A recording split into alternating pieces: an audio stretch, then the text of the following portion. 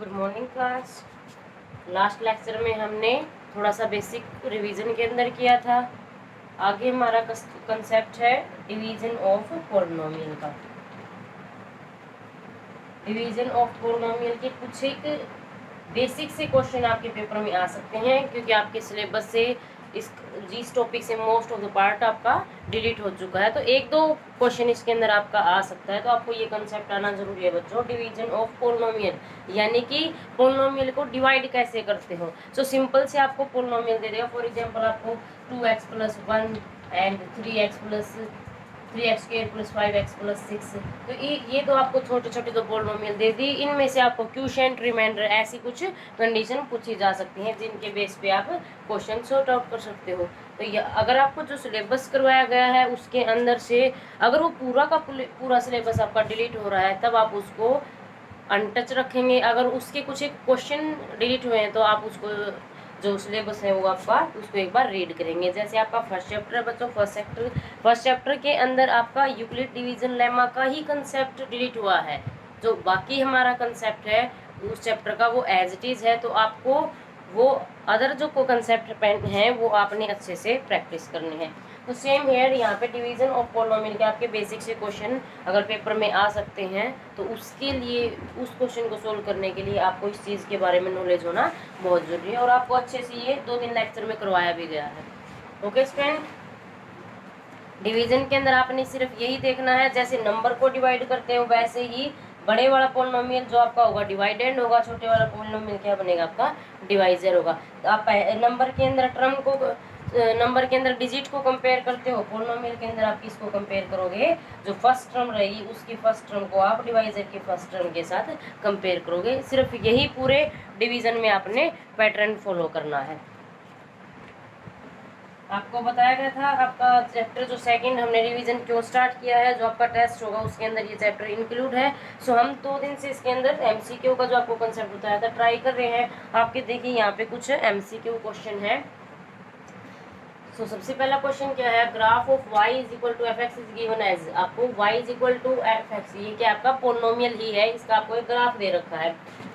This is your y, this is your x, this is your x dash or x negative, this is your y dash or y negative, कुछ भी कह सकते हो।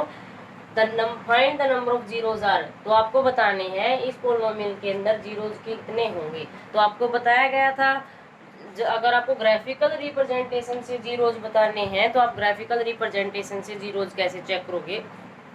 आपका जो polynomial का graph है, ये किसका ग्राफ है, पॉलिनोमियल का ग्राफ है। अगर पॉलिनोमियल का ग्राफ एक्स एक्सिस को जितनी भी जगह पे कट करेगा उतने ही उसके पास क्या रहेंगे, नंबर ऑफ जीरोज रहेंगे। तो यहाँ से देखिए ये जो ग्राफ है आपका यहाँ पे कट कर रहा है, लेकिन किस पे, वाई एक्सिस पे। सो आप यहाँ पे जीरोज डिफाइन नहीं करेंगे, इस पॉइंट के लिए नो जीरोज रहेगा। यहाँ पे देखिए उसके बाद यहाँ कट कर रहा है, यहाँ किस पे कट कर रहा है, एक्स एक्सिस और वाई एक्सिस दोनों पे। वाई एक्सिस पे कट कर रहा हो, उसी के साथ अगर आपका एक्स एक्सिस पे कट कर रहा है, then we can say that here there will be 1 root.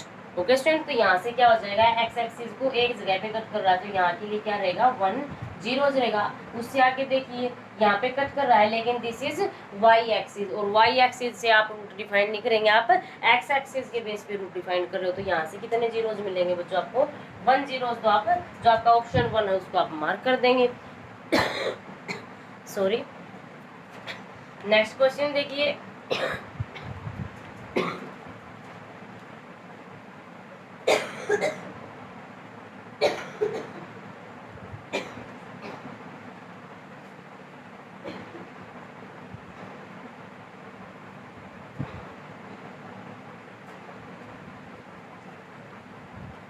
Next question देखिए बच्चों, choose a quadratic polynomial whose zeros are 2 and 3। आपको कुछ ऑप्शन दिए गए हैं, उनसे आपने ये वेरीफाई करना है क्या दे रखा है, साथ के साथ स्टेटमेंट के अंदर जीरोज डिफाइंड है 2 और 3। इनके लिए हमें पॉलिनोमियल ढूंढना है। पॉलिनोमियल का डायरेक्ट फॉर्मूला क्या होता है, x² - sx + p, यानी कि x² - sum of zeros plus product of zeros. Sum of zeros क्या रहेंगे, यहाँ पे आपको जीरोज डिफाइंड है, इसका मतलब जो s की वैल्यू है वो कहाँ से निकाल सकते हो, 2 + 3 यानी कि क्या रहेगा 5, और p क्या रहेगा, प्रोडक्ट ऑफ जीरोज कहाँ से निकालोगे, p 2 × 3 दैट गिव्स यू 6। यहाँ पे वैल्यू पुट करके देखिए x² - 5x + 6, तो ये क्या आ जाएगा, इस फॉर्मूले की अगर आपको फॉर्मूला पता है तो आप उसको टाइम बचाकर क्वेश्चन को अच्छे से सोल्व कर सकते हैं। तो यहाँ से देखिए आपको डायरेक्ट फॉर्मूले की हेल्प से पोलिनोमियल मिल गया। अब आपको ये जो पोलिनोमियल फॉर्मूले से मिला है आप अपने ऑप्शन में मैच करवा सकते हैं। आपको पहले ये ओपन करने की जरूरत नहीं है। अगर आपका ऑप्शन डायरेक्ट मैच हो रहा है तो यहाँ से आप क्या कर लेंगे, डायरेक्ट मार्क कर देंगे। ओके, अगर आपका ऑप्शन मैच नहीं हो रहा है फिर आप अगर ऐसे क्वाड्रेटिक पोलिनोमियल की फॉर्म दे रखी है, आइडेंटिटी लगा के क्या कर देंगे, इनको ओपन करके देखेंगे a minus B raise to power 2, a minus B raise to power 2, फिर जो पोलिनोमियल आएगा आप उसको आपके जो आंसर रिक्वायर्ड पोलिनोमियल उससे मैच करेंगे। लास्ट ऑप्शन देखिए 2x प्लस 1, ये तो आपको इसको भी स्टार्ट करने से पहले ही डिस्कार्ड कर देना है क्योंकि यहाँ पे जीरोज कितने रहेंगे 1, और आपको जीरो स्टेटमेंट में कितने दे रखे हैं 2, और स्टेटमेंट के अंदर बोल भी रखा है क्वाड्रेटिक पोलिनोमियल। सो लास्ट जो ऑप्शन है वो तो आपका बगैर क्वेश्चन के सॉल्यूशन को स्टार्ट करने से पहले ही आपने डिस्कार्ड कर देना है। ओके स्टूडेंट, नेक्स्ट क्वेश्चन देखिए, find quadratic polynomial whose zeros are -3 and 4। एक क्वाड्रेटिक पोलिनोमियल बनाना है इसी की तरह जिसके जीरोज क्या दे रखे हैं -3 और 4। सेम मेथड रहेगा, क्या निकालोगे, पहले ऐसे निकालोगे -3 प्लस 4, और p निकालोगे -3 इंटू 4, क्या रहेगा 1, और ये क्या रहेगा -12। तो यहाँ से मैच कर लीजिए, क्या रहेगा x² -1 into x -12, x² -x -12। तो आप अपना आंसर यहाँ से मैच कर सकते हैं। अगर ए ऑप्शन आपका वेरीफाई हो रहा है तो ए पे आप डायरेक्ट क्लिक कर देंगे, अगर ए आपका वेरीफाई नहीं हो रहा तो आप आगे प्रोसीड करेंगे। ओके स्टूडेंट, तो ये क्या है आपका MCQ का पैटर्न रहेगा। नेक्स्ट देखिए, if 1 zeros of the quadratic polynomial x² - 5x is 6, then find the other zeros. हमें क्या फाइंड आउट करना है, जो अदर जीरोज हैं वो फाइंड आउट करने हैं। सबसे पहले ये देखोगे 1 आपको डिफाइंड है, 1 जीरोज की वैल्यू क्या है 6, और क्वाड्रेटिक पोलिनोमियल है, इसका मतलब कितने जीरोज मिलेंगे आपको 2 मिलेंगे। So let us suppose alpha and beta are the zeros of this polynomial. आपने उन दोनों की वैल्यू क्या मान ली, अल्फा और बीटा, लेकिन एक जीरोज इन्होंने खुद ही डिफाइंड कर रखा है। सो बीटा मान लो आपका क्या हो जाएगा 6। अब हमें क्या फाइंड आउट करना है, अल्फा जो जीरोज माना है उसकी वैल्यू फाइंड आउट करनी है। तो कैसे करोगे, या तो इसके आप फैक्टराइजेशन करेंगे। ओके स्टूडेंट, पहले आप इसके फैक्टर करोगे फिर उनको आप कॉमन निकाल के वहां से वेरीफाई कराएंगे। देखिए उस मेथड से कैसे कर सकते हो, x² - 5x -6, इसका मतलब प्रोडक्ट कितनी चाहिए -6 और सम कितना चाहिए -5। तो क्या क्या फैक्टर रहेंगे, x² - 6x प्लस 1x -6, क्या मिलेगा x -6 x plus 1 is equal to क्या देगा x6 और x यहाँ से -1। तो यहाँ पे आप अपना इस मेथड से भी आंसर निकाल सकते हैं, ये आपका फर्स्ट मेथड रहेगा। ये सभी बच्चों की प्रैक्टिस हो जानी चाहिए इस मेथड के लिए, जितने भी आप स्टूडेंट्स हैं बच्चों, कोई भी ऐसा स्टूडेंट नहीं रहना चाहिए जो आप फैक्टराइजेशन फॉर्म को भी ना कर पाओ। ओके, तो फैक्टराइजेशन फॉर्म आपकी 6-7 टाइम रिपीट की जा रही है क्योंकि 9th में भी आप इसको अच्छे से करके आए हुए हो। सिर्फ आपने इस स्टेप से आगे नया कंसेप्ट देखना, इस स्टेप से आगे क्या करना है, इस स्टेप पे आपने जीरोज की डेफिनेशन लगानी है और कुछ भी नहीं करना। ओके, तो यहाँ से दिस इज मेथड फर्स्ट। और सेकंड मेथड कैसे करोगे आप, सेकंड मेथड आपने जो रिलेशनशिप रीड किए हुए हैं उनका आप कैसे यूज कर सकते हैं। सम ऑफ जीरोज क्या होता है, sum of zeros is equal to क्या रहेगा -b/a। -b/a कहाँ से मिलेगा, पोलिनोमियल की हेल्प से कंपेयर करोगे, ax² plus bx plus c, क्या रहेगा a is 1, b is -5 and c is -6। So a क्या रहेगा 1, b इज -5, c इज -6। तो यहाँ से क्या सम ऑफ जीरोज, जीरोज क्या क्या है आपके पास, 1 अल्फा है और सेकंड क्या है 6 is equal to -b, b क्या था -5/1। सो आप इसको सिंप्लीफाई करके क्या निकाल सकते हैं, रूट की वैल्यू निकाल सकते हैं, क्या आ जाएगा alpha is equal to 5 - 6 that is -1। देखिए दोनों से आपके जो रूट्स जीरोज की वैल्यू है सेम आ रही है, यहाँ से भी आपको क्या मिल रहा है -1 मिल रहा है और यहाँ से भी आपको क्या मिल गया -1 मिल गया। दोनों से आंसर सेम है, सिर्फ आपका क्या है मेथड चेंज है। This is second method. ये मेथड किसकी हेल्प से, आप रिलेशनशिप की हेल्प से यूज कर सकते हैं। ये मेथड आपको पता ही है फैक्टराइजेशन फॉर्म से। ओके स्टूडेंट, तो यहाँ से आप 2 मेथड से अपना क्वेश्चन निकाल सकते हो। सो क्या रहेगा -1 इसका आंसर आ जाएगा। ओके स्टूडेंट, तो ये आपका MCQ का पैटर्न रहेगा। एक दो क्वेश्चन और देखिए। जो आपको एमसीक्यू करवाए गए हैं वो आपने अपनी नोटबुक में उतारने हैं, विद आंसर आपने उनको सोल्व करना है। यहाँ पे मैंने इनको सोल्व करके भी दिखाया है, आपने भी अपनी फेयर नोटबुक में इनको सोल्व करना है। Okay student,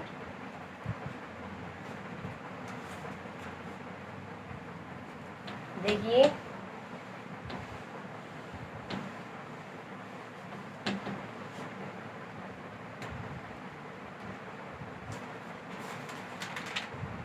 if alpha and beta are the zeros of px polynomial, alpha and beta are the zeros of the px polynomial।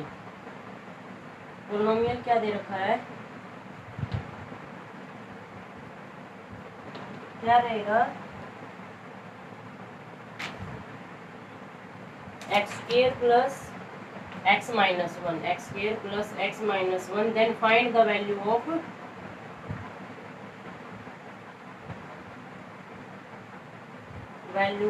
One by alpha plus one by beta. Okay, so यहाँ से हमें इसकी value find out करनी है। तो सबसे पहले क्या होना चाहिए, देखिए आपके पास अल्फा और बीटा यानी कि जीरोस की वैल्यू होनी चाहिए। तो यहाँ से देखिए आपकी जो कंडीशन है one by alpha one by beta किस पे डिपेंड है, अल्फा और बीटा पे डिपेंड है। सो सबसे पहले क्या निकालोगे, अल्फा और बीटा की वैल्यू फाइंड आउट करोगे। क्या रहेगा, x square plus x minus one. आपके पास फैक्टराइजेशन करोगे, फिर वहां से अल्फा और बीटा की वैल्यू निकालोगे। आपको इसमें टाइम लगेगा फैक्टर ढूंढने में, तो क्या कर सकते हो, यहाँ से आपके पास डायरेक्ट अल्फा बीटा है, क्या क्या रिलेशन है, जो रिलेशनशिप ऑफ जीरोज का कंसेप्ट है स्टूडेंट, वो आपके लिए बहुत इंपॉर्टेंट है। मोस्टली जो इस टाइप के क्वेश्चन रहेंगे उनमें आपने यही फॉलो करना है। क्या होता है, sum of zeros. Sum of zeros का मतलब क्या है, अल्फा और बीटा का सम, अल्फा प्लस बीटा किसके इक्वल रहेगा, minus B by A. Minus B by A के लिए किसकी नीड रहेगी आपको, पोलिनोमियल की, और पोलिनोमियल अच्छे से आपके पास डिफाइंड है। यहाँ से ए की वैल्यू क्या रहेगी, 1, बी की वैल्यू 1, सी की वैल्यू -1। सो सब्सटीट्यूट कीजिए, -1/1 क्या आ जाएगा, alpha plus beta is equal to -1। ये एक फर्स्ट कंडीशन आ गई। सेकेंड रिलेशन क्या होता है, product of zeros. Product of zeros क्या रहेगा आपके पास, सी बाय ए। दोनों अल्फा इंटू बीटा, दोनों जीरोज की प्रोडक्ट क्या रहेगी, सी बाय ए। सी क्या है -1, ए क्या है 1, दिस गिव्स यू -1। सो यहाँ से alpha into beta is equal to -1, alpha plus beta is equal to -1। अब हमें क्या फाइंड आउट करना है, अल्फा और बीटा। यहाँ से क्या मेथड अप्लाई करोगे, जो आपने थर्ड चैप्टर के अंदर भी मेथड सीखे हुए हैं काफ़ी सारे सब्स्टिट्यूशन के, तो वहाँ से आप उसका यूज़ कर सकते हो। वो अगर आपकी प्रैक्टिस नहीं है तो आप डायरेक्ट क्या करेंगे, देखिए अल्फा बीटा इसके अंदर है, अल्फा बीटा इसके अंदर है। यहाँ से क्या लिख सकते हो बच्चे, alpha is equal to -1 minus beta. तो यहाँ से अल्फा की जगह आप ये वैल्यू पुट कर दोगे, -1 minus beta into beta is equal to -1। फिर से सोल्व करोगे तो लेंथी प्रोसीजर पड़ेगा, इस चीज़ को आप एक मेमोरेबल करके ना चले। तो यहाँ से देखिए आप ट्रिक क्या अपनाएंगे, ट्रिक आपने ये ऐसे क्वेश्चन के अंदर यूज करनी पड़ेगी। तो यहाँ से देखिए जो आपको फाइंड आउट करना है उस पर फोकस कीजिए, जो आपने चीज़ें निकालनी है उस पर फोकस कीजिए। क्या आप उसको सिंप्लीफाई कर सकते हो, देखिए आप इसको सिंप्लीफाई कर सकते हैं कि नहीं कर सकते, आप एलसीएम ले सकते हो। एलसीएम क्या रहेगा, alpha into beta, alpha into beta. आप यहाँ से डिवाइड करके देखोगे ऊपर क्या आएगा, बीटा प्लस अल्फा। यानी कि आपको क्या फाइंड आउट करना है, अल्फा प्लस बीटा की वैल्यू फाइंड आउट करनी है। यहाँ से देखो बच्चों, अल्फा प्लस बीटा डायरेक्ट कितना है आपके पास, -1। अल्फा इंटू बीटा डायरेक्ट कितना है आपके पास, वो भी -1। दोनों की वैल्यू आप यहाँ पे डायरेक्ट सब्स्टिट्यूट कर दीजिए, -1 क्या आ जाएगा, 1 आपका आंसर आ जाएगा। यानी कि इसी की वैल्यू क्या आ जाएगी आपकी, 1 आ जाएगी। ओके स्टूडेंट, तो यहाँ से इतना लेंथी आपने प्रोसीजर करने की कोई नीड नहीं है, आपको सिर्फ ट्रिक्स ये अपनानी है। आप इस चीज़ को सिंप्लीफाई अगर कर पा रहे हो, जो आपको निकालना है उसको अगर आप सिंप्लीफाई करके एक शॉर्ट फॉर्म में अगर आप कन्वर्ट कर पा रहे हैं तो यहाँ से देखिए अल्फा प्लस बीटा का मतलब क्या, आपके पास अल्फा और बीटा आपके जीरोज हैं, जीरोज को सम ऑफ जीरोज के बारे में जिक्र कर रखा है, नीचे किसका जिक्र कर रखा है, प्रोडक्ट ऑफ जीरोज के बारे में जिक्र कर रखा है। दोनों वैल्यू आपके पास है, दोनों वैल्यू आप सब्स्टिट्यूट करके डायरेक्ट आंसर फाइंड आउट कर सकते हैं। ना ही आपको इसके अंदर फैक्टराइजेशन करने की नीड है, ना ही आपको इसके अंदर कोई कैलकुलेशन करने की नीड है, आपको डायरेक्ट सिर्फ रिलेशनशिप ये ध्यान रखना है। और रिलेशनशिप के लिए क्या डिफाइंड होना चाहिए, पोलिनोमियल डिफाइंड होना चाहिए और जीरोज के बारे में पता होना चाहिए। ओके, अगर पोलिनोमियल आपको पता है, पोलिनोमियल की डिग्री पता है, आपको पता है उसके पास मैक्सिमम कितने जीरोज रहेंगे, 2 जीरोज रहेंगे अगर तो सेकंड डिग्री का है तो। दोनों जीरोज अगर आपको नहीं गिवन है आप अज्यूम कर लेते हो, बाद में रिलेशनशिप का यूज करके कुछ भी कंडीशन आपको दे सकता है वो आप फाइंड आउट कर सकते हैं। ओके स्टूडेंट्स, सो ये इजी क्वेश्चन है बट इम्पोर्टेंट क्वेश्चन है। मेरी तरफ से ऑलमोस्ट जो मैंने आपको क्वेश्चन सिखाए हैं कंप्लीट है। किसी भी बच्चे को अगर डाउट है, मेरा कांटेक्ट आप लोगों के पास है, किसी भी टाइम आप मैसेज कर सकते हो।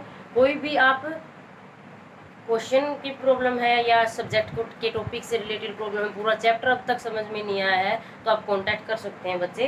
टेस्ट के टाइम पे और टेस्ट होने के बाद एक्सक्यूज देना आपके लिए बहुत गलत रहेगा, क्योंकि आपका सेकंड टाइम इस चैप्टर का रिवीजन हुआ है और फर्स्ट टाइम में भी हमने जब इसको किया था एक एक क्वेश्चन आपको अच्छे से करवाया गया है।